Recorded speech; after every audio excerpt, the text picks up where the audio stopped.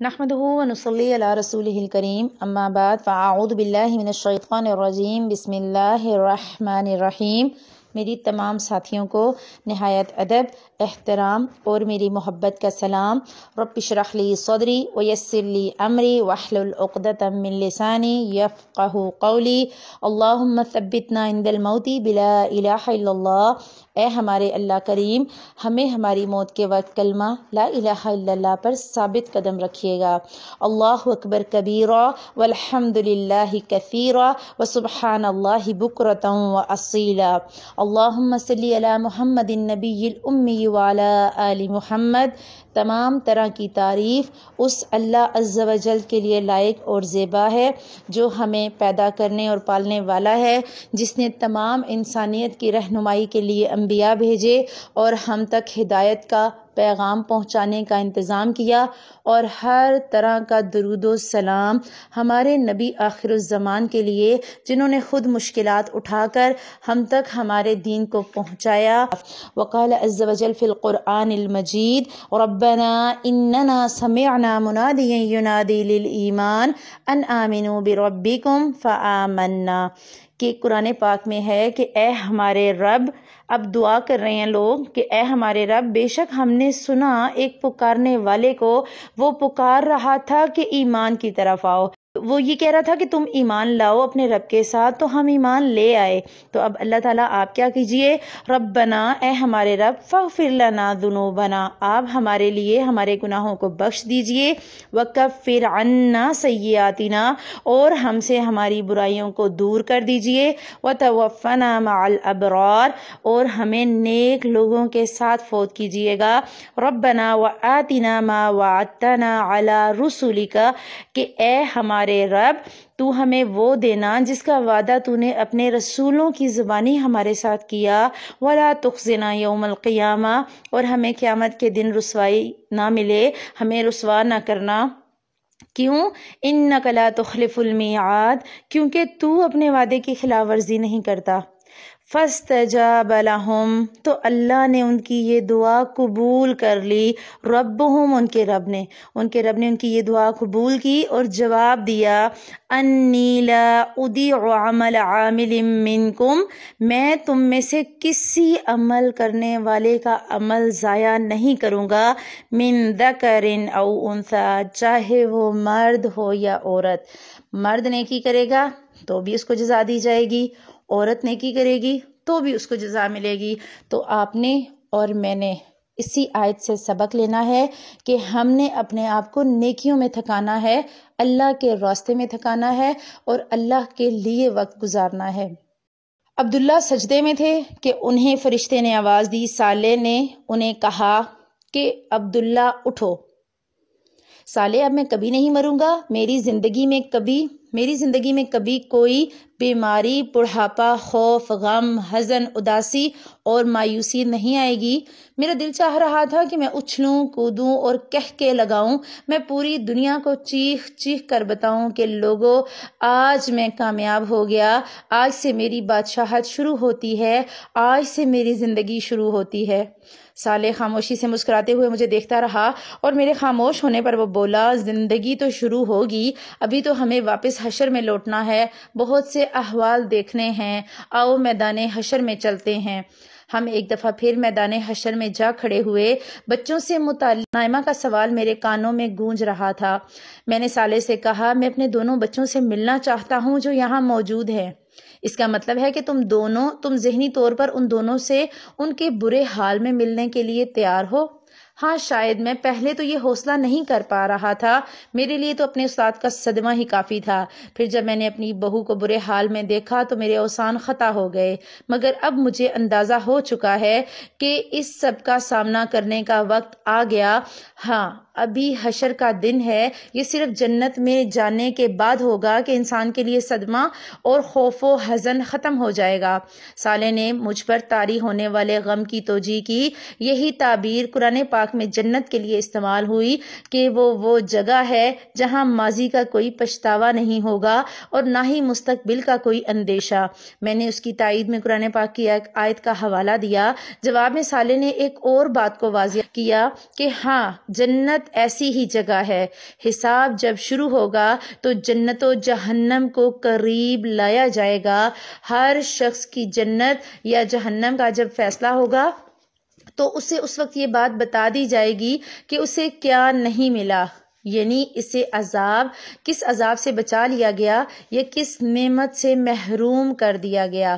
مطلب یہ کہ ایک شخص کے بارے میں اگر جنت کا فیصلہ ہوا تو اسے یہ بھی دکھایا جائے گا کہ جنت میں اس شخص کا ممکنہ ٹھکانہ کیا تھا جس سے اسے بچا لیا گیا ہے۔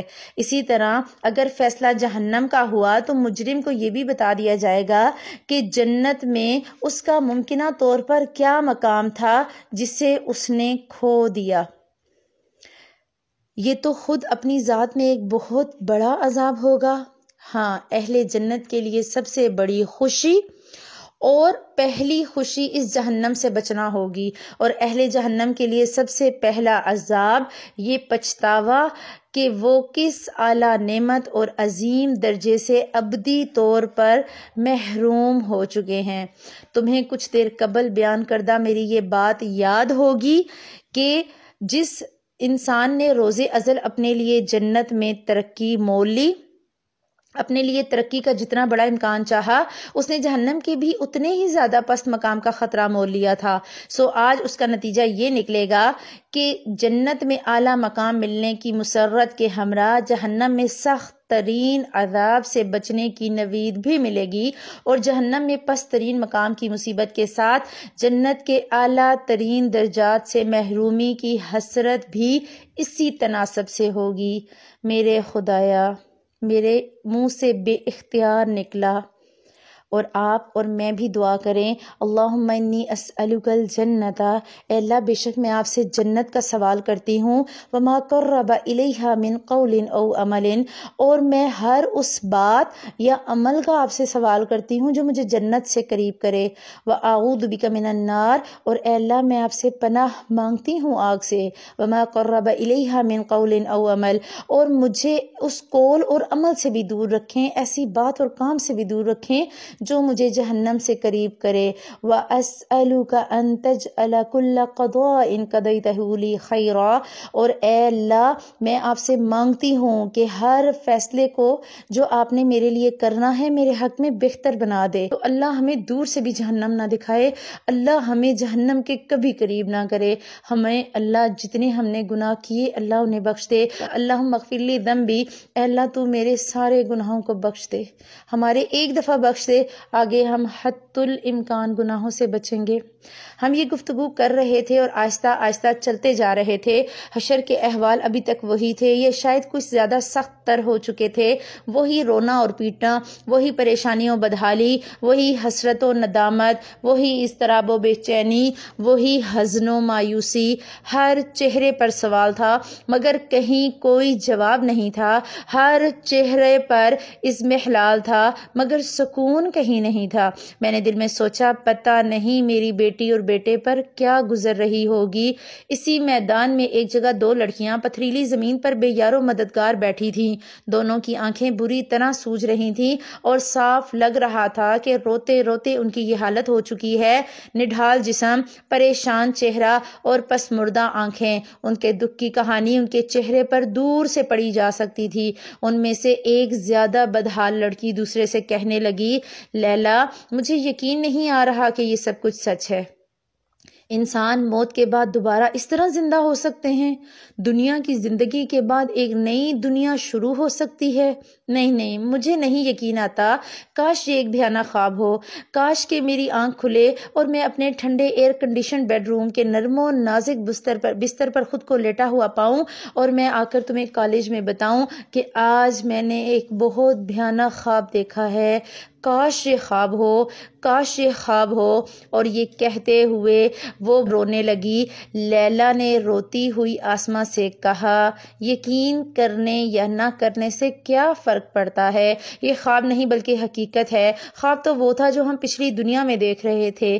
آنکھ تو اب کھلی ہے آسماں، مگر اب اس آنکھ کے کھلنے کا کیا فائدہ؟ طویل خاموشی کے بعد لیلا حسرت کے ساتھ آسماں سے بولی، کاش میری تم سے دوستی نہ ہوئی ہوتی، کاش میں تمہارے راستے پر نہ چلتی۔ آپ اور میں، ہمیں بھی اپنی دوستیوں پر نظر ثانی کرنے کی ضرورت ہے۔ کہیں ہماری دوستی، کہیں ہمارا کوئی رشتہ ایسا تو نہیں جو ہمیں جہنم کی طرف لے جانے والا ہو؟ کہیں کچھ ایسا تو نہیں جو ہمیں جنت سے دور کرنے والا ہو؟ کیونکہ اس کو پڑھنے کا مقصد ہی آپ کی اور میری اصلاح ہے۔ اگر ہم اصلاح کریں گے، ہم ضرور اللہ کی قربت پائیں گے۔ ہاں، کاش میں تمہارے راستے پر چلتی تو ہم دونوں کا یہ حال نہ ہوتا۔ پتہ نہیں اب آگے کیا ہوگا۔ آسماں کا لہجہ بھی افسردہ تھا۔ خاموشی کے ایک طویل وقفے کے بعد آسماں نے لیلا سے مخاطب ہو کر کہا، لیلا یہ تو بتاؤ دنیا میں ہم کتنے دن رہے تھے؟ 1 دن؟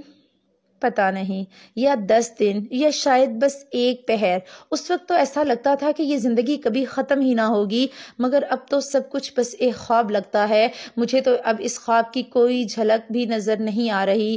یہ کہتے ہوئے آسماں ماضی کے دھندلکوں میں کھو گئی۔ شاید وہ ماضی کے ورق الٹ کر کوئی ایسا پہر ڈھونڈ رہی تھی جس کی یاد آج تسلی کا کچھ سہارا بن جاتی، مگر اس کی یادداشت میں کوئی ایسا پہر نہیں آیا۔ جو کچھ بھی یاد آیا وہ خود ایک فرد قرارداد جرم کی حیثیت رکھتا تھا۔ میں آج قیامت لگ رہی ہوں نا؟ آسماں نے ایک ادا سے جسم کو لہرایا اور کسی ماڈل کے انداز میں 2 قدم چل کر لیلا کے سامنے کھڑی ہو گئی۔ لیلا اپنی درسگاہ کے احاطے میں درختوں کے سائے تلے بچھائی گئی ایک بینچ پر بیٹھی ہوئی جوس پی رہی تھی، اور اس کے سامنے اس کی عزیز ترین سہیلی آسماں لہراتی بل کھاتی اپنے نئے کپڑوں کی نمائش کر رہی تھی۔ لیلا خاموش رہی تو آسماں نے دوبارہ کہا، میں کیسی لگ رہی ہوں؟ لیلا نے بے نیازی سے کہا، تم کپڑے پہن کر بھی برہنہ لگ رہی ہو۔ واٹ؟ سچ کہہ رہی ہوں، یہ لان کا پرنٹ تو بہت شاندار ہے، مگر اس سے تمہارا پورا جسم جھلک رہا ہے۔ آستینے تو تم ویسے ہی نہیں پہنتی، مگر اس لباس میں تو تمہارے بازوؤں کے ساتھ ساتھ کندھے بھی برہنہ لگ رہے ہیں۔ تو اس نے جواب دیا کہ میں نے آپ کے کہنے سے یہ ایسٹرن ڈریس پہنا ہے، ورنہ مجھے تو صرف جینز اور ٹی شرٹس پسند ہیں۔ یہ آدھی بات ہے، پوری بات بتاؤ کہ ٹائٹ جینز اور چست سلیو لیس ٹی شرٹس۔ اور کیا برقع پہن کر آؤں میں؟ اس نے طنزیہ انداز میں کہا، آسماں یہاں لڑکے بھی پڑھتے ہیں، ہمیں محتاط رہنا چاہیے، یہ ہماری ذمہ داری ہے۔ لیلا نے اسے سمجھاتے ہوئے کہا، سوری، یہ تمہاری رائے ہے، ورنہ ذمہ داری تو ان لڑکوں کی ہے کہ وہ اپنی آنکھیں جھکا کر رکھیں۔ کوئی مولوی انہیں یہ کیوں نہیں بتاتا؟ یقیناً یہ ان کی ذمہ داری ہے، مگر کیا ہماری کوئی ذمہ داری نہیں؟ لیلا نے آسماں کو کہا، کیا ہم اپنی پسند کے کپڑے بھی نہ پہنیں؟ اب میں خوبصورت بھی نہ نظر آؤں؟ ضرور پہنو اور ضرور خوبصورت لگو، مگر حیا کے دائرے میں رہتے ہوئے۔ بس کرو یار، یہاں ایک میڈم شائستہ ہیں جو ہر وقت ایسے ہی لیکچر دیتی رہتی ہیں، اور دوسری تم ہو۔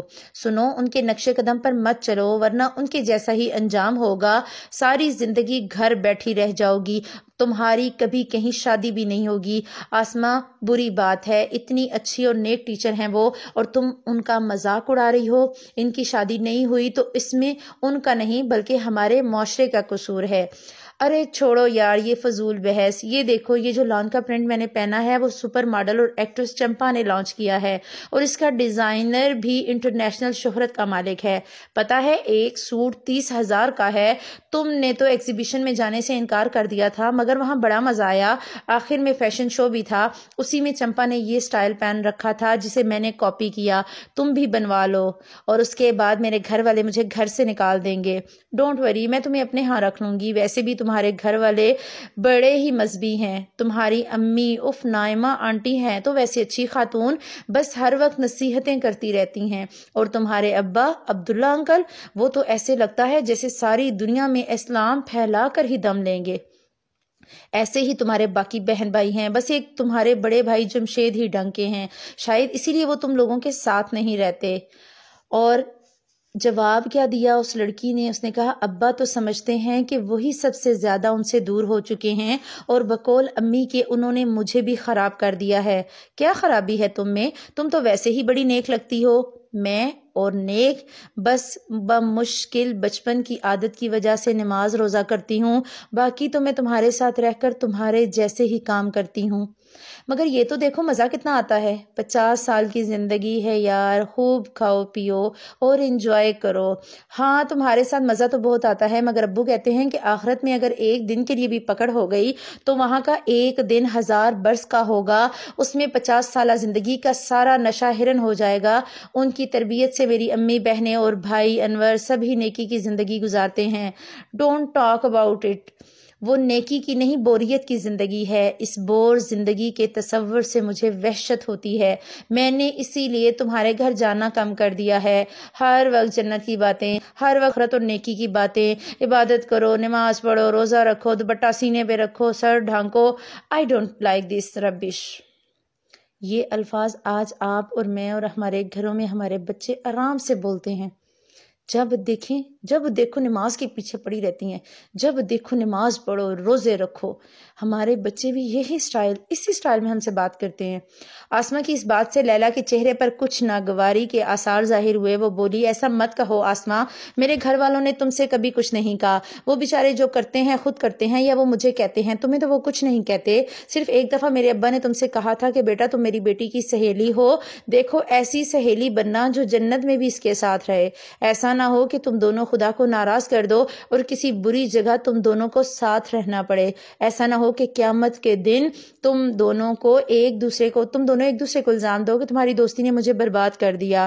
سوری بھائی، تم تو برا ہی مان گئی، لیکن دیکھو تم نے اپنے ابا کی تقریر مجھے پھر سنا دی۔ ان بیچاروں کے سر پر تو ہر وقت قیامت سوار رہتی ہے۔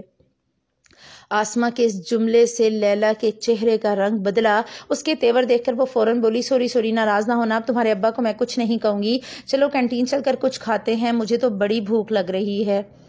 اور میں سوچیں گے کہ ہمارے گھروں میں ہمارے بچے اور ان کے رویے کیسے ہیں، ہمارے بچے اور ان کی باتیں کیسی ہیں۔ اللہ سبحانہ و تعالی ہماری مدد کرے، اور جس معاشرے میں آپ اور میں رہ رہے ہیں، اس فحاشی اور بے حیائی کے دور میں اللہ ہماری اولادوں کو اور ہمیں دین پہ قائم رہنے والا بنائے۔